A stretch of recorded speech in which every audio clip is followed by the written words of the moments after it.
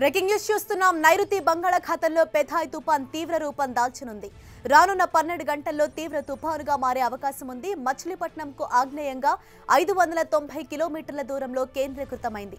రేపు కోస్తాంధ్ర అంతటా భారీ నుంచి అతి భారీ వర్షాలు కురిసే ఛాన్స్ ఉంది. మరోవైపు విశాఖలో సముద్రపు అలలు ఎగిసిపడుతున్నాయి. కోడూరు, గాయలంక, ముంగినపూడి ప్రాంతాల్లో సముద్రం ముందుకు దూసుకొచ్చింది. దీంతో తుఫాను ప్రభావంపై అధికారులతో సమావేశమయ్యారు జిల్లా కలెక్టర్.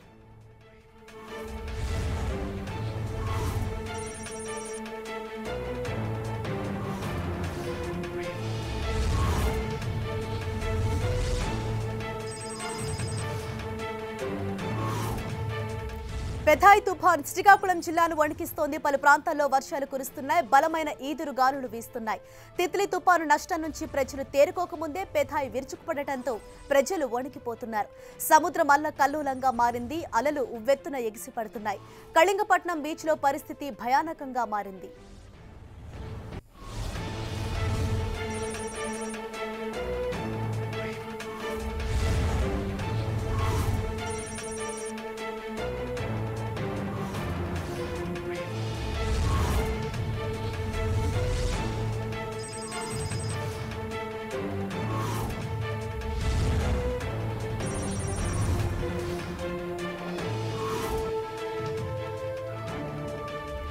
పెథాయ్ తుఫాన్ ముప్పును ఎదుర్కొనేందుకు తూర్పుగోదావరి జిల్లా అధికారులు అన్ని ముందు జాగ్రత్త చర్యలు చేపట్టారు. తుఫాను జిల్లాలోని 14 మండలాలపై ప్రభావం చూపే అవకాశం ఉందన్న హెచ్చరికలతో సహాయక చర్యలు ముమ్మరం చేశారు. 82 పునరావాస కేంద్రాలను సిద్ధం చేశారు. ముప్పు ఉండే ప్రాంతాల్లోని పాఠశాలలకు సెలవు ప్రకటించారు. ప్రభుత్వ ఉద్యోగులకు సెలవు రద్దు చేశారు. ఉప ముఖ్యమంత్రి చినరాజప్ప తుఫాను సహాయక చర్యలను ఎప్పటికప్పుడు సమీక్షిస్తున్నారు.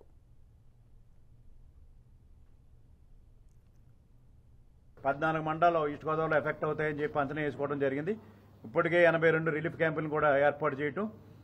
అడ్వాన్స్గా మొన్న శ్రీకాకుళంలో జరిగిన తుఫానికి మనం ముందుగా ప్లాన్ చేయలేదు. ఇప్పుడు ముఖ్యమంత్రి గారి ఆదేశాల ప్రకారం ముందుగా ప్లాన్ చేసుకుని ఇప్పుడు మంచినీటి వసతులు అన్నీ కూడా ఇప్పటికి గ్రామాల్లో ఏదైతే ఈ మండలంలో ఉన్నాయో గ్రామాల్లోకి ఏర్పాటు చేయటం, కరెంటు స్తంభాలు కానీ సబ్స్టేషన్ కానీ ముందే మనం రెడీ చేసుకుని ఇవాళ ముందుకెళ్తాం. ముందు ప్లాన్ తోటి ముఖ్యమంత్రి గారు ఆ ఎఫెక్ట్ రాకూడదు, ఇమ్మీడియట్గా రిస్టోర్ చేయాలని చెప్పి అడ్వాన్స్గా మనకు ముందు అవడం జరిగింది. అలాగే మండల హెడ్ క్వార్టర్లో కానీ ఈ మండలాల్లో కానీ మరి నిత్యావసర వస్తువులు కూడా అక్కడ పెట్టి వేళ ఎవరికి ఇబ్బంది లేకుండా చేయటం, అలాగే హెల్త్ క్యాంపులు కూడా అరేంజ్ చేయడం జరిగింది. ఇప్పటికే పోలీసు అంతా కూడా ఇక్కడ ఈ మండలాల్లో పోలీసులు పెట్టడం, ఎస్డీఆర్ఎఫ్, ఎన్డీఆర్ఎఫ్ కూడా 10 టీములు తెప్పించి ఇప్పటికే పెట్టడం జరిగింది. హెలికాప్టర్ రెడీ చేయడం జరిగింది. ఎక్కడ ఇబ్బంది లేకుండా అన్ని చర్యలు కూడా కలెక్టర్ గారు ఆధ్వర్యంలో జరిగింది. ఇప్పుడే కలెక్టర్ గారు కూడా రివ్యూ చేసుకోవడం జరిగింది ఈ మీటింగు. ఎందుకంటే ఈస్ట్ గోదావరికి ఎఫెక్ట్ అవ్వచ్చు అని అంచనా ఉంది. మా అధికారులందరికీ ఇప్పుడు అలర్ట్గా ఉంచడం జరిగింది. డైరెక్షన్ ఎప్పుడప్పుడు మారుతుంది కనుక అందుకే మనం ఆ డైరెక్షన్ బట్టి మనం వెళ్ళాల్సిన అవసరం ఉంది కనుక ఆ డైరెక్షన్ బట్టి మనం వెళ్తాం. ఇప్పుడు డైరెక్షన్ అయితే కాకినాడ, విశాఖపట్నం డైరెక్షన్లో ఉంది. దానికి ఈ 2 జిల్లాల్లో కూడా విశాఖపట్నం కానీ ఇటు కాకినాడ 2 జిల్లాల్లో కూడా ఆర్గనైజ్ చేయడం జరుగుతుంది. పెథాయ్ తుఫాన్ తీవ్ర రూపం దాల్చే అవకాశం ఉందని వాతావరణ శాఖ అంచనా వేస్తోంది. ఈ రోజు గంటలకు 45 నుంచి 65 కిలోమీటర్ల వేగంతో ఈదురుగాలులు వీచే అవకాశం ఉంది. రేపటికల్లా 80 నుంచి 100 కిలోమీటర్ల వేగంతో గాలులు వీసే ఛాన్స్ ఉందని అధికారులు అంచనా వేస్తున్నారు. తుఫాను ప్రభావంతో విశాఖ నుంచి నెల్లూరు జిల్లా వరకు భారీ వర్షాలకు ఆస్కారం ఉంది. కొన్ని ప్రాంతాల్లో 12 నుంచి 20 సెంటీమీటర్ల వర్షపాతం కూడా నమోదయ్యే అవకాశం ఉందంటున్న విశాఖలోని తుఫాను హెచ్చరికల కేంద్రం అధికారి శాస్త్రితో మా ప్రతినిధి జార్జ్ ఫేస్ టు ఫేస్. నైరుతి బంగాళాఖాతంలో పెథాయ్ తుఫాను కోస్తాంధ్ర తీరం వైపు దూసుకు వస్తుంది. ఈ నెల 17వ తేదీన మచిలీపట్నం అలాగే కాకినాడ మధ్య తీరం దాటుతుందని వాతావరణ అధికారులు అంచనా వేయడం జరుగుతుంది. అయితే దీని ప్రభావం ఆంధ్ర కోస్తా తీరం మీద ఏ విధంగా ఉండబోతుంది, అసలు ఇది ఎక్కడ ఖచ్చితంగా తీరం దాటుతుంది అనేది మనతో పాటు వాతావరణ అధికారి శాస్త్రి గారు ఉన్నారు. వారిని అడిగి తెలుస్తుంది. సార్, ఈ తుఫాను ప్రభావం ఏ విధంగా ఉండబోతుంది, అంటే రేపటికి ఎలా మారబోతుంది? అదే ప్రస్తుతం ఉన్న పరిస్థితుల్లో మనకి ఈ రోజు ఉన్న పరిస్థితి చెప్పాలంటే మనకి కోస్తాంధ్ర అంతా కూడా మనకి ఈ గాలులు బాగా ఉంటాయండి. ఈ రోజు 45 నుంచి 55 కిలోమీటర్ వరకు, 65 కిలోమీటర్ వరకు కూడా గాలు బలంగా ఉంటాయి. కానీ రేపటికి పరిస్థితి ఇంకా బాగా ఇది తుఫాను ఇంకా తీరం వైపు దగ్గరకు వచ్చే అవకాశం ఉంది. ఇది ముఖ్యంగా ప్రస్తుతం మచిలీపట్నానికి దక్షిణ ఆగ్నేయ దిశగా అరౌండ్ 560 కిలోమీటర్ దూరంలో ఉంది. అది కాకినాడ నుంచి అయితే మాత్రం 600 కిలోమీటర్ దూరంలో ఉంది. ఇది ఇంకా పశ్చిమ వాయువు దిశగా పయనిస్తూ మనకి మచిలీపట్నము ఆ ప్రాంతంలోకి, అంటే మచిలీపట్నంలోను అండ్ కాకినాడ మధ్యలోనే ఇది తీరం దాటే అవకాశం ఉంది. అంటే వర్షాలు ఏ విధంగా ఉండబోతున్నాయంటారు? దీని ప్రభావం మూలంగా మనకు కోస్తాంధ్ర మొత్తం కూడాను గాలులు ఇలా ఉంటాయి. ఇవాళ రేపటికైతే మాత్రం గాలు పెరిగి గంటకి 80 నుంచి 90 కిలోమీటర్లు ఆఫ్టర్ 100 కిలోమీటర్స్ వరకు గాలు బాగా పెరిగే అవకాశం ఉంటుంది. అలాగే మనకు వర్షాలు కూడా ఈ రోజున వర్షాలు సాధారణంగా ఉన్నా కూడా రేపటి నుంచి భారీ వర్షాలు, అతి భారీ వర్షాలు పడే అవకాశం ఉంది. ముఖ్యంగా మనకి ఇటుపక్క కృష్ణా గుంటూరు జిల్లా నుంచి తీసుకొని దాదాపు గోదావరి జిల్లాల వరకు బాగా ఎక్కువ ఉంటుంది. విశాఖపట్నం జిల్లాలో కూడా కొంతవరకు ఐసోలేటెడ్ ఫాల్స్ ఉండే అవకాశం. అంటే వాటర్ లెవెల్కి ఎలాంటి హెచ్చరికలు జారీ చేయడం జరిగింది, అంటే ఇవి అన్న పెరిగే అవకాశం ఉందా? ఇది ఇంటెన్సిటీ మాత్రం ఈ రోజు సాయంత్రానికి కొద్దిగా దీని ప్రభావం పెరిగి తీవ్ర తుఫానుగా మారే అవకాశం ఉందని చెప్పి ఎక్స్పెక్టేషన్ ఉంది. అయినా కానీ రేపు ఉదయానికి దాదాపుగా తుఫానుగానే తిరిగి క్రమంగా దాన్ని తగ్గి దాని యొక్క ప్రభావం తగ్గి అక్కడ నుంచి పూర్తి తగ్గుతుంది కాదు, ఒక స్టేజ్ తగ్గి అక్కడ నుంచి అది సుమారుగా తీరం దాటే సమయంలో తుఫానుగానే తీరం దాటే అవకాశం. అంటే పల్లపు ప్రాంతాలకు ముంపుకు గురయ్యే అవకాశం ఉందని చెప్తున్నారు. దాని గురించి తుఫాను మూలంగా ఈసారి కూడా కొద్దిగా 1 మీటర్ వరకు కొద్దిగా అలలు, బలమైన అలలు ఉండే అవకాశం ఉందండి. దాని మూలంగా తీరం వెంట ముఖ్యంగా గోదావరి జిల్లాలు, కృష్ణా ఇటుపక్క విశాఖపట్నం జిల్లాలో కొద్దిగా పల్ల ప్రాంతాలు అవన్నీ కూడాను కొద్దిగా పల్ల ప్రాంతాలు మాత్రం 1 మీటర్ హైట్ వాటర్తో సముద్రం నీరుతో ఉప్పునిలాగా కొద్దిగా ప్రమాదం మునిగే అవకాశం ఉంది. దానికి సంబంధించిన ప్రిపేర్నెస్ జాగ్రత్త తీసుకోవడం అవసరం ఉంది. అంటే ఏ జిల్లాల మీద ఎక్కువగా ప్రభావం చూపే అవకాశం? ముఖ్యంగా మనం ఇందా చెప్పినట్టుగానే మనకు గుంటూరు, కృష్ణా, గోదావరి జిల్లాల్లో బాగా ఎక్కువగా ఉంటాయండి. ముఖ్యంగా మిగతా జిల్లాల్లో కూడా మనకు వర్షాలు పడతాయి, అలాగే గాళ్ళు కూడా నడుస్తాయి. వాటర్ లెవెల్లో ఎలాంటి ప్రమాద హెచ్చరికలు కొనసాగుతున్నాయి? అన్ని చోట్ల కూడా మనకి 3వ నెంబర్ హెచ్చరిక పరిస్థితి నడుస్తుందండి. ఇంకా అది దాదాపు ఓడ వరకు ఉంటుంది, రేపటి కొద్దిగా మారే అవకాశం ఉంది.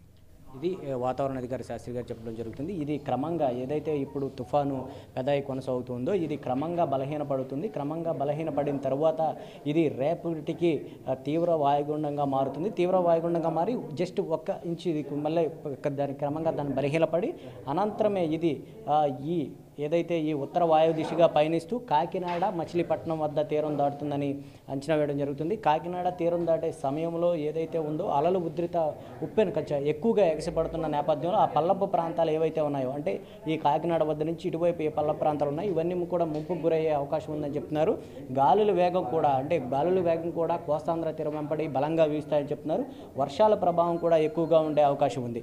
ఒక్కసారి మనం ఈ మ్యాప్ ద్వారా పరిశీలించుకున్నట్లయితే ఏదైతే ఈ పెదాయి తుఫాన్ ఇక్కడి నుంచి కొనసాగుతుందో ఇది రాగల 12 గంటల్లోనే తీవ్ర తుఫానుగా మారుతుంది. తీవ్ర తుఫానుగా మారి కోస్త బలహీనపడి అనంతరం తుఫానుగా మారి రేపటికి ఈ ఎక్కడైతే ఇక్కడ ఉన్నదో ఇది క్రమంగా ఇట్లా ఉత్తర వాయు దిశగా పయనిస్తే రేపటికి ఇక్కడ తీరం దాటే అవకాశం ఉన్నట్లు ప్రస్తుతానికి వాతావరణ అధికారులు అంచనా వేయడం జరుగుతుంది. అలాగే అన్ని ప్రధాన వాటర్ లెవెల్లో 3వ నెంబర్ ప్రమాద హెచ్చరికలు జారీ చేయడం జరిగింది. అనంతరం ఈ ఏదైతే తీర ప్రాంత ప్రజలు కూడా అప్రమత్తంగా ఉండాలి, ముంపుకు గురయ్యే ప్రాంతాలు ఏవైతే ఉన్నాయో వాటిలన్నీ కూడా సురక్షిత ప్రాంతాలకు తరలించాలని చెప్పడం జరుగుతుంది. ఏదేమైనప్పటికీ ఈ పెదాయి తుఫాన్ ఏదైతే ఉందో అది రాగల 12 గంటల్లో తీవ్ర తుఫానుగా మారుతుంది కాబట్టి దాని ఇంటెన్సిటీ కూడా ఎక్కువగా పెరిగి అనంతరం కొంత బలహీనపడి అనుకూల వాతావరణం లేకపోవడం వల్ల కాస్త బలహీనపడి తుఫానుగానే తీరం దాటుతుందని వాతావరణ అధికారి చెప్పడం జరుగుతుంది. కెమెరా పర్సన్ శ్రీధర్తో జార్జ్, 10 టీవీ, విశాఖ నుంచి. తుపాను ముప్పును ఎదుర్కొనేందుకు ప్రకాశం జిల్లా అధికార యంత్రాంగం సిద్ధమైంది. ముందు జాగ్రత్త చర్యల్లో భాగంగా పోలీసులు ఎన్డీఆర్ఎఫ్ బృందాలను రంగంలోకి దింపింది. సముద్రం అల్లకల్లోలంగా మారిన నేపథ్యంలో తీర ప్రాంతానికి పర్యాటకులు రాకుండా అడ్డుకుంటున్నారు. ప్రకాశం జిల్లాలో తుపాను సహాయక చర్యలపై మా ప్రతినిధి శంకర్ మరిన్ని వివరాలు అందిస్తారు. పెతాయ్ తుఫాన్ నేపథ్యంలో సముద్ర తీర ప్రాంతం మొత్తం అల్లకల్లోలంగా మారింది. ప్రస్తుతం మనం చూస్తున్నాం, సముద్రం మొత్తం అలజడి రేగుతుంది. సుమారు ఇక్కడ అలలు నిన్న 5 అడుగుల నుంచి 6 అడుగులున్న అలలు ఈరోజు 11 నుంచి 13 అడుగుల మేర ఎగిసిపడుతున్న పరిస్థితి కూడా మనం చూస్తున్నాం. ఎటు చూసినా సరే పాల పొంగు పొంగినట్టు కూడా ఇక్కడ సముద్ర తీర ప్రాంతం మొత్తం చాలా అలజడి రేగుతున్న పరిస్థితి కూడా మనకు కనపడుతుంది. దీంతో ఇక్కడ సముద్రం కూడా 30 అడుగుల నుంచి 40 అడుగుల మేర ముందుకు చొచ్చుకొని రావడంతో సముద్ర తీర ప్రాంతంలో ఉన్నటువంటి ఈ ఇసుక తిన్నెలు కూడా కోత పుట్టిన పరిస్థితి కూడా మనకు చాలా స్పష్టంగా కనపడుతుంది.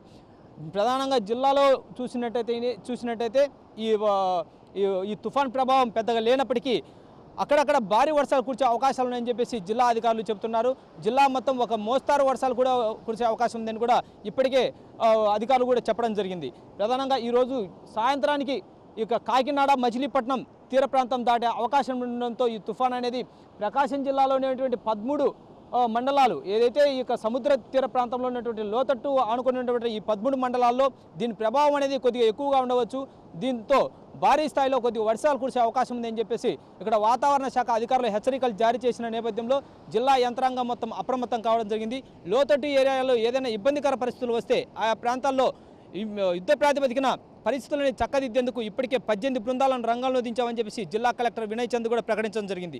దీంతో పాటుగా ఈ 18 బృందాలను పర్యవేక్షించేందుకు జిల్లా స్థాయి గల ఒక 4 అధికారులతో పాటు మరికొంత అంటే 4 అధికారులతో పాటు జిల్లా ఎస్పీ, కలెక్టర్ వీళ్ళతో సమన్వయం చేసుకొని పరిస్థితులను ఎక్కడ కూడా చేయి దాటకుండా ఒకవేళ ఏదైనా ఇబ్బందికర పరిస్థితులు వస్తే యుద్ధ ప్రాతిపదికన వాటిని ఎమ్మడే క్లియరెన్స్ చేసేసి జనజీవన పరిస్థితికి ఎటువంటి ఆటంకాలు కలిగించకుండా ఏర్పాట్లనే చేశామని చెప్పేసి జిల్లా అధికారులు చెబుతున్నారు. మరోవైపు ఎక్కడైతే లోతట్టు ప్రాంతాలు ఉన్నాయో ఆ ప్రాంతాల్లో జనజీవనానికి ఏదైనా ఇబ్బందికర పరిస్థితులు ఏర్పడితే అక్కడ వారికి ఎటువంటి ఇబ్బందులు లేకుండా ఆహార పదార్థాలతో పాటు ఆరోగ్యానికి సంబంధించిన నర్సులతో పాటు అటువల్ల రక్షణ సంబంధించిన పోలీసులను కూడా ప్రతి ఒక్క గ్రామంలో ఏర్పాటు చేశామని చెప్పేసి జిల్లా అధికారులు చెబుతున్నారు. మరి ఈరోజు దీని తీర ప్రాంతము దాటే అవకాశంతో ఈ పెతాయ్ తుఫాన్ ప్రభావం అనేది ప్రకాశం జిల్లాపై ఏ విధంగా ప్రభావితం చూపుతుంది అనేది చాలా ఆందోళన అనేది ప్రజల్లో నెలకొంది. ఈ నేపథ్యంలో దీని ప్రభావం అనేది ఏ విధంగా ఉంటుంది అనేది వేచి చూడాలి. కెమెరామెన్ వినోద్తో శంకర్, కొత్తపట్నం నుంచి O2 స్టూడియో.